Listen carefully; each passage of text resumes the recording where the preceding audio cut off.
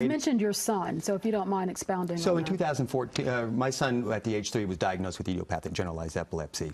The only solution, long story short, the doctors had for him was addictive pharmaceuticals. They gave my son so many pharmaceuticals, and I saw so many changes go through my son that we see many other kids: the rage, cognitive delays, depression, increased epilepsy. To one day he was almost complete, just a few hours away from complete organ failure. So that led me to research, and that led me to learn that CBD, cannabidiol, which is the main ingredient in hemp, is helping people with neurological issues.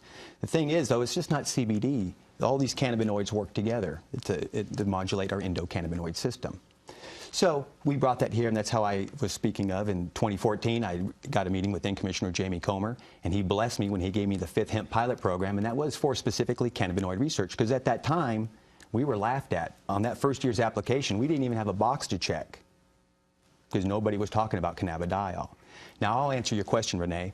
I'm not going to tap dance around it. I'm not a career politician. I'm not using I'm not using this job to become governor or senator, nothing like that. I believe in the 24,000 studies that have been done on cannabis. That's 3.4 studies a day. That's including Christmas and Easter over the last 20 years. And every single one of those studies shows some kind of positive benefit. Now, I believe with that, we can take this and with focus, create products that were really going to help people. I have a good friend here in Lexington that had nose cancer, had a tumor coming out of his nose, and they had to amputate his whole nose off. There's research that shows if he could have got enough THC hash, that it would have killed that.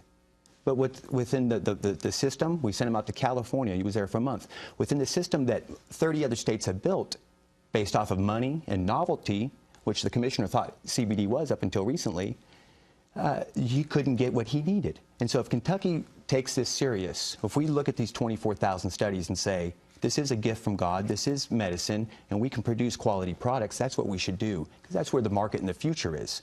Once again, there's 30 states that have cannabis marijuana laws, and I don't believe any of them are right. In Colorado, you can buy recreational marijuana, and at the same time, they burn hemp like Kentucky. West Virginia doesn't because they have 1%.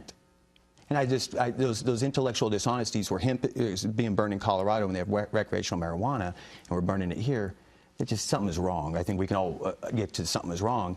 And so I'll fix those things. I'll work with our Kentucky legislator. I'll work with our Senate, because those are the people that are ultimately responsible. And we'll promulgate laws that move Kentucky forward.